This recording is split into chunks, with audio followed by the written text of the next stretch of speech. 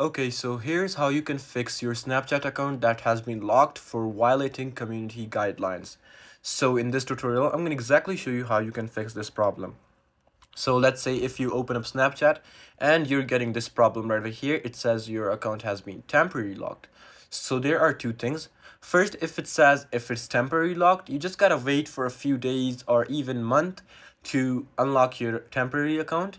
But if it says permanent, it's permanently locked and you can do only one thing about it, which is simply going to your web browser and simply searching up Snapchat account locked.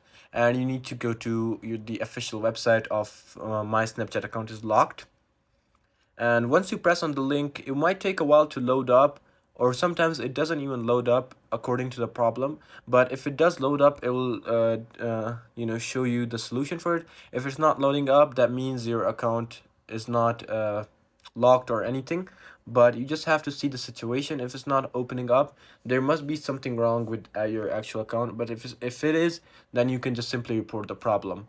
Then if you've reported the problem and you still seem to have this problem when you open it up and it's showing the violation guidelines, so what you can do is simply go to your app store and just gotta wait for a bit until the app store is opened up, and just gotta go to search bar and type in Snapchat, obviously.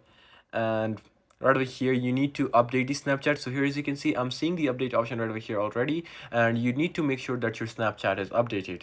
So once the update is done, you might see the problem that's been fixed, or if it's not, you've seriously violated the community guidelines and there must be something really wrong, so there's no fixing for it. So yeah, I hope this video actually helps you out. I'll see you soon.